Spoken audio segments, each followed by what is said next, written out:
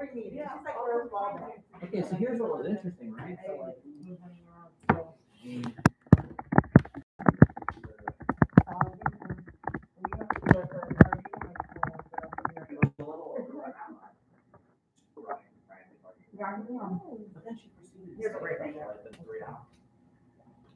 You said he was gonna write it yesterday. He's probably taking this for our meeting tomorrow or next week, whatever it is. So we're going to UF next Thursday.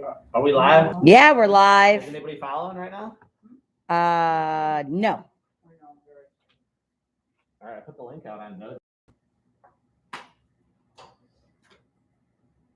Hey, good morning. Welcome. You're our first official non-staff member parent. Thank you for coming. Is Janet out there? Yes, she is. Okay, perfect. Good morning. My hero. Whoa. And just let me know if you need me to sign in as. We got 2 people watching. You're definitely gonna be a parent. You're gonna be a parent. We need Lanisha. Ricky's watching from the cafeteria. Ricky, okay, She's a that's parent. I'm gonna make notes of this. Wait, because I'm not done. At the end of the day, All the stuff in the PTA office, not as you walk in, a little further back, out of the way. It's literally all the stuff that we have. So I know Lena's going to go through and kind of look through everything. But just so you know, in there, the clappers Hey, are good morning, green. come on in. You've have a got seat. purple, Yeah. black, Any one you like. masks are focus, Thank you for being here. red bandanas. I spelled that. Red bananas. Honor, and then blue wristbands for Tell me your leadership. name, Mom. How are you? Ruth? Oh, good. I'll shake a hand. Is that right? All right, there now. They're just in there, just so you know. In addition to all the decorative stuff, Lena, feel free to like hang everything else up however she deems fit. Zero given. The only thing that we would need is to pull quite a bit of butcher paper from the back to lay across the tables. How are you? Yeah, Welcome. Thank you for to being lay here. across the tables in the back. All right, so we said 7:45. We have a few people jumping in online. We're gonna give it to about 7:50. This is the first one. I know that we still have some people trickling in. So welcome. Thank you for being here. We're gonna get started here in just 1 minute. So Okay, perfect. I've got purple stuff in my truck. thank you. But I know the big thing was butcher paper. Candy got more yesterday. I was the freaking sunglasses. And it's like Saturday. So we're like, all right, you order one, I'll so it like no, still didn't work. The necklaces and Katie got a bunch of other stuff too. Oh, my God. Thank goodness. I'm like, quit spending your money. She's like, it's fine. I appreciate it. And then also I laid on one of the desks the ribbons that we're going to be giving the kids. The kids are still coming to PTA. Right. It's still that same flow, and I'll be able to chat with you all during lunch. I'll head down that same time. They had 11:15 time, just to kind of let y'all know how the flow is going, because we met with the leadership team yesterday, and they know it.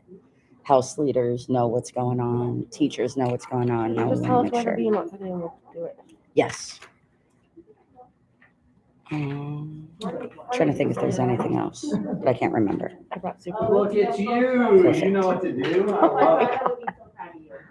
that poor thing. But it sits just fine until you. Until you I'm touch it. Yeah, I'm scared. It's Gorilla Super Glue, so hopefully it'll. It's cursed, is what it is. It's cursed, is what it is. The number of people.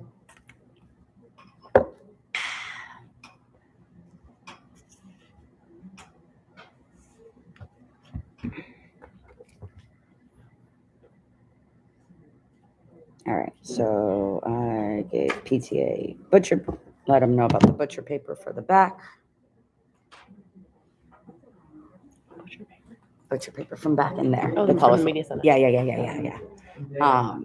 10 more. Just long enough to sit about 30 kids. It's like what, a couple of tables. So it's long. So, but 2 sets of it because let's be honest, kids are gonna rip it and mess it up, Yeah. and we'll recycle it. That way we don't get yelled. All right, we are going to get started. So we can be conscious of everyone's time. This is our first SAC meeting. When I say SAC, I mean School Advisory Council. So these are interesting times, as we all know. So we have a unique approach. We are officially streaming live on YouTube for people who were unable to attend face to face. So, but for those of you who are here, I appreciate it. And the purpose of these meetings are to be able to connect with the school community, our parents, and any other But can she hear stakeholders. So our goal too is to get a local business person involved and get their input as well. So today we're gonna talk a little bit about our school data. We're gonna talk about really quickly about our vision for the school this year.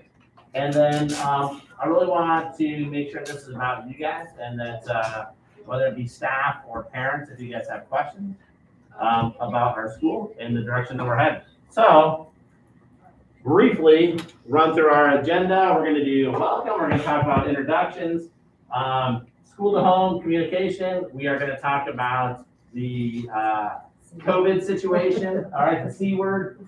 Talk really quick about data, and then we're going to talk about what the School Advisory Council does, and then to be on the SAC board, on the actual committee, all right? And I'll tell you why that's important and what we need, all right? And then our next steps. So the direction that we're heading for school improvement, okay? All right, so really quick, let's do introduction. So we're just gonna do this kind of old school style. We're gonna go around the room, and I know that we have some parents here. I want to introduce myself and make sure that everybody knows who I am. So it's not make it hard to breathe. My name is Derek Knapp. I'm the principal. Obviously, we have several staff members in here, and then we also have some parents that I'm very thankful that have joined us. And then we actually have that unique group that are our staff and parents. So I see a couple of those individuals as well. All right, so starting over here with the young lady in the corner. Hi, my name's Sharon Love, and I'm the ESC resource. All right. I'm Andrea Blair, the school counselor. All right, Natasha, thank you for being here. Sharon is our 3rd grade and parent. Nice. I am I'm kindergarten teacher. Ruth Rodriguez, I'm Michaela's mom. Nice. Hi, Michaela. I'm Daisy, the instructional coach. Carmen Cuadrado, specialist, meeting. Nice. Lauren Hutchinson, parent and PTA. Nice. Christina Torres, music. Awesome. Oh, Janet Rodriguez, school secretary with fever. Janet is the glue that holds this place together. All right. And we also have Miss Emerald here from Miss K House class. She's introducing herself on the YouTube stream. Awesome. So we have another parent coming to us virtually. And then who else? We have Lena Shaffy, parent and PTA. Awesome. We have some other viewers that have not typed in, but we are being viewed live. Perfect. All right. Well, so we are going to talk a little bit about school to home communication. That's going to be our first point. So last year, being my first year as a principal here, recognized that there were some challenges effectively communicating with the home. What we're done is we're working towards working exclusively through Class Dojo. So if you are attached to your child's classroom in Class Dojo, then I'm able to send and share information with you guys. So like I sent out information today about the SAC meeting. Good morning. About the SAC meeting, and then sometimes with weather delays, we share information that way. Ms. Torres has done a really good job this week about sharing information about Unity Week, which is tied to our schoolhouse system. And then also I know PTA has shared information this week about Spirit Nights. We have Chick-fil-A Spirit Night going on all week this week. It's Spirit Week. All right, so if you are not on Class Dojo, that is something that you need to talk to your classmates. Please reach out to me personally, okay? So Class Dojo is going to be our primary means. Now, and that's why I have COVID as our next point, is kind of shifting my focus in that. So everybody knows that anytime there's a positive case here, whether it be any individual, I should say. And when I say individual, that means student or adult. So student or a staff member who tests positive. So we have the same message. This is not a message that I wrote myself, right? This is something that's given to us by the district. All right. So it's basically a script. What I did is I changed the way I was doing those. I was doing the calls myself and saying to let you know that in cooperation with the Department of Health, we do contact tracing, blah, blah, blah, blah, blah. What I've done, anytime I'm going to do a COVID call, I'm going to do the robocall, right? Where you get like the robotic, I think it's a lady's voice. All right. So you know that if you get that call, that it is a COVID case. Now, there are two types of calls that go out. All right. So if your child, if there's a case in your child's class, then you will get an individual call that's separate from the school-wide one, saying that there was a case in your child's class. Okay? All right? Then from there, we send that information off to the Department of Health, and they do all the contact tracing. So we send seating charts, we send any type of pertinent information that can help them do contact tracing. All right? So the second call you get, so if you're getting two calls, you know that there was a case within your child's class, right? The second call, again, too, is something I'm required to send out. It's another robocall that is school-wide, saying that there's been a case in our school. This individual has not been on campus since such and such date, and we're doing contact tracing. We're making sure the area is clean, doing the best we can to make sure everybody's safe while they're here. Now, the biggest thing about this I want everybody to know is that we can't share that personal information about who's been infected, right? That's a violation of HIPAA, okay, which is a law basically protecting individuals' health privacy, okay? So if you call and you say, hey, who tested positive?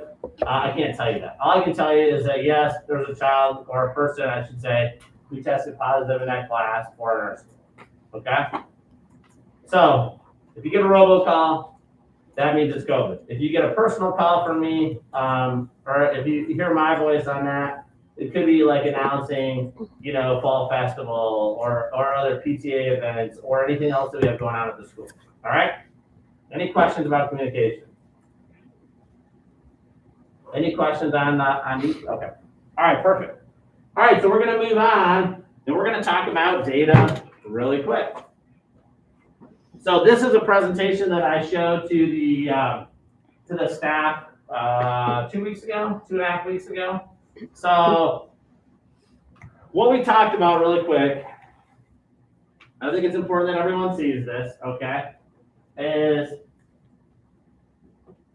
this is a comparison. This is a lot of numbers, so I'm not going to go into great detail. But if you want to stay after, I can go into this very deep with you.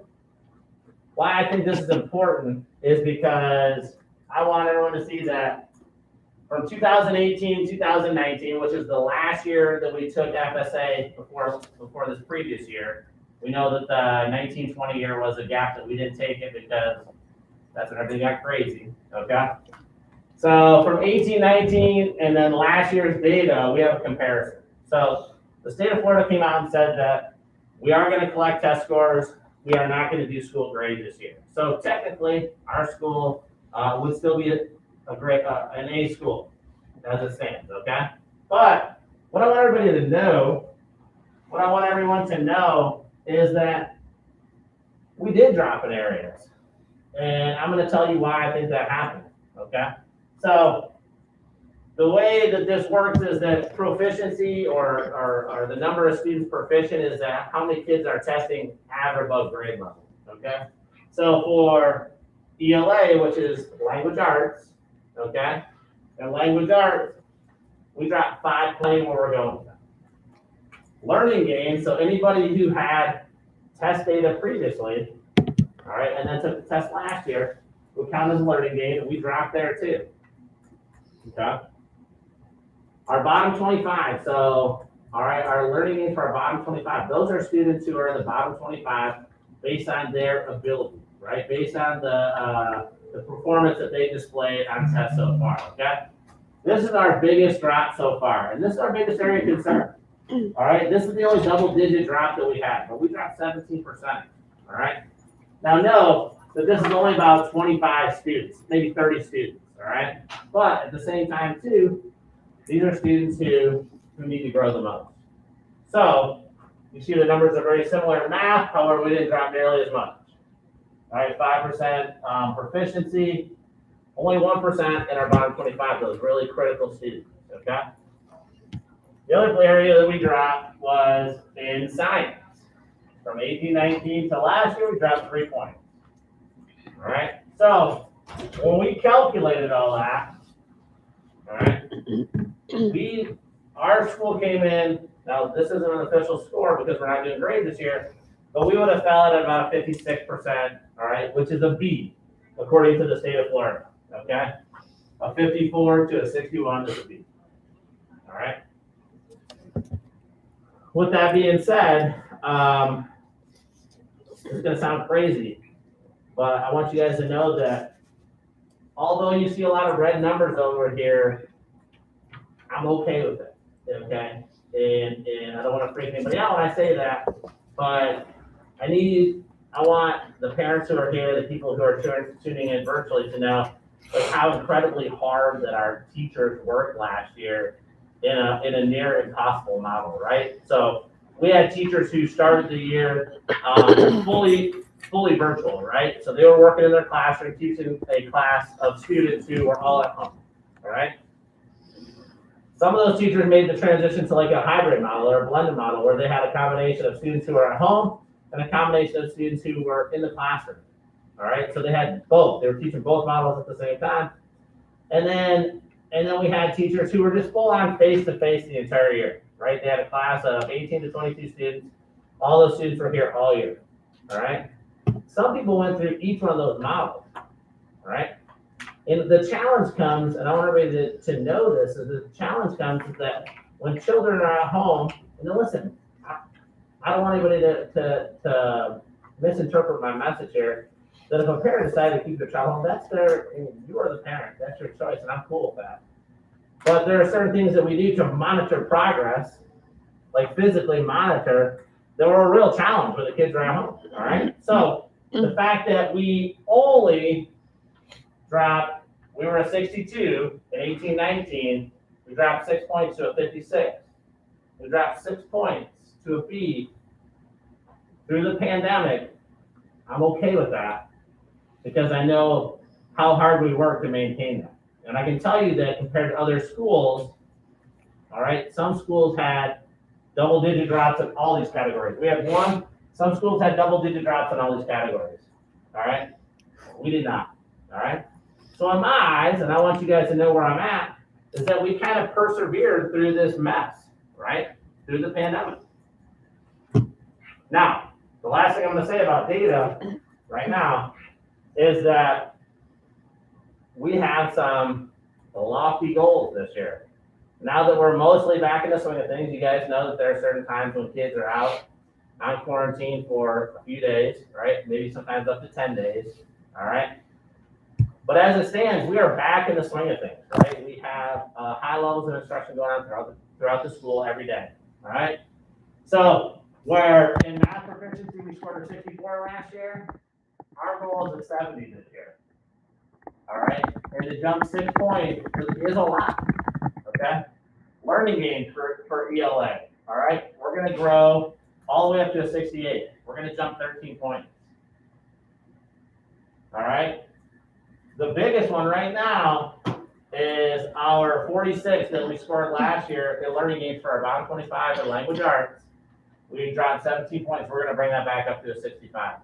We're actually going to do better than we did in 2018, 2019. We're going to grow in all areas of math. substantially, and then we're really gonna grow in science.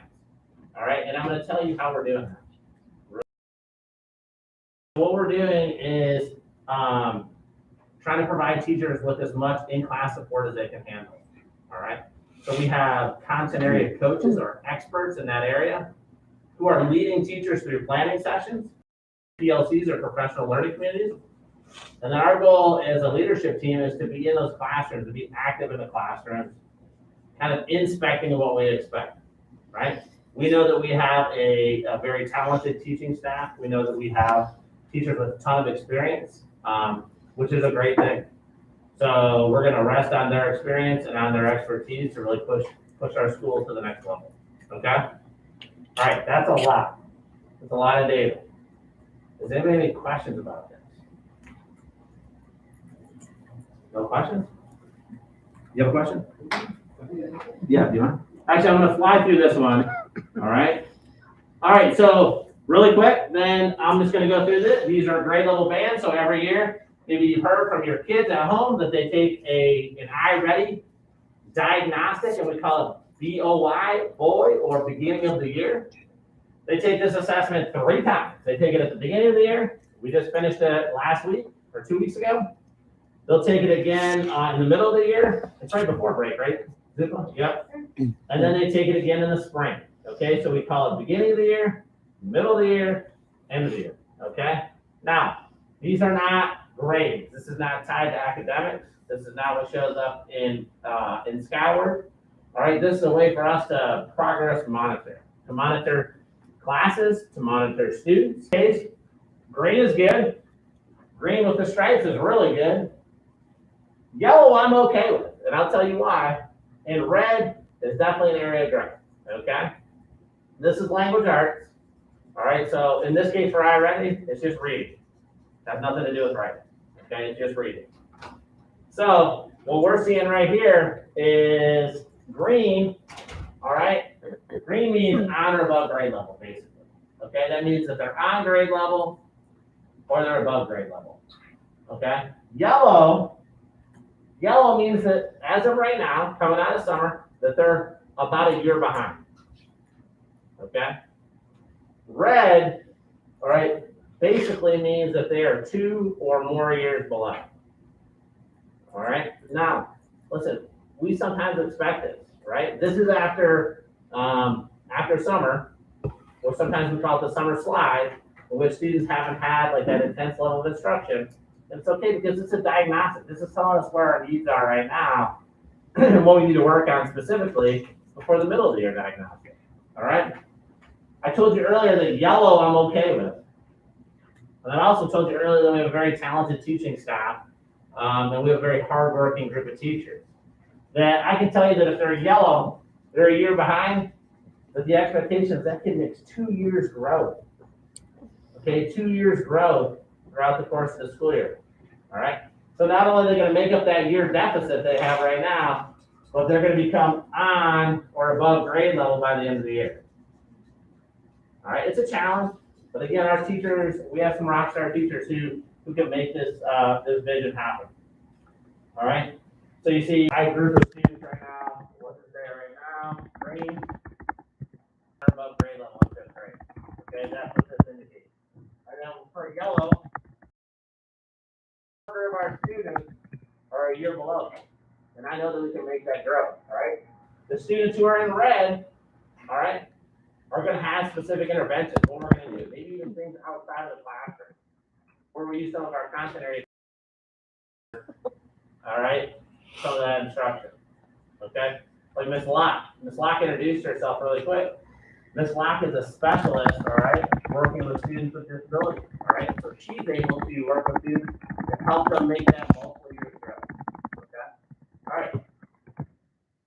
Very similar, okay? You can see that we, again, have a little bit less red, more yellow. We're okay because we expect by the time we get to the middle of the year that the green is bigger, the yellow smaller, and the red is even smaller yet. That means that we're closing those gaps, okay? All right, that's what I have for data. All right, Jen, can you go back to the agenda? It's like the second slide. One more, there you go. Anybody have any questions about data. Anybody have any questions about, yeah? I have a question, are those tests given in the computer or one-on-one? That's an amazing question. Yes, that's a great question. So, though iReady is a virtual based platform, right? So it's a web-based platform, they take it on the computer. Absolutely. Okay. Now, the second part of your question was, do they take it in small groups? Sometimes students have accommodations, whether it be, we call it a 504 or an IEP, all right? That allows them or permits them to be tested in a smaller group, all right? Sometimes that's the case. All right, but generally speaking, they would be in their classroom and the teacher would block out a set amount of time to say, all right, guys, listen, we're gonna knock out our beginning of the year math thing, okay? Yep, that's a good question. Yeah. Anybody else, any other questions about that, about iReady? Okay. All right, so it's 8:11 right now.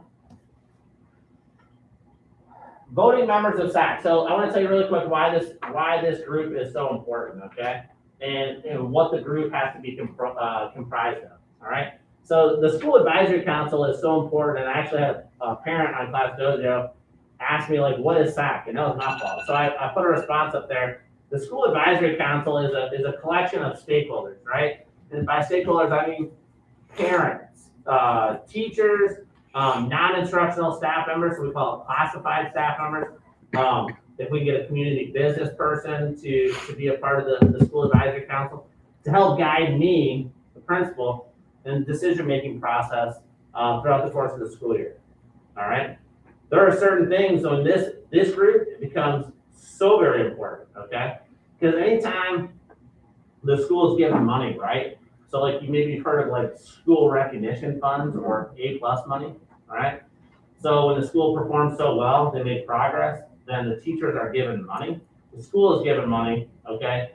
And then as a staff, right, that we need to come together as a group and figure out how we want to allocate those funds. So they give us that level of autonomy. Actually, I don't have any say in it, the staff, right? All right, SAC is in control, has a voice in that money, okay? So when I'm saying that you guys have a vital role, once we decide who our actual SAC committee is, our voting members, all right, that they have the ability to kind of shape and focus how that money is distributed. Sometimes it goes into a line item in the budget that is controlled by SAC, controlled by these individuals, right? And they get any number of things with it. I'll give you an example. Last year, SAC helped me out, helped our school out, helped our students out tremendously, because at that point, the SAC had about $18,000 that they were in control of, right? Well, when I got here,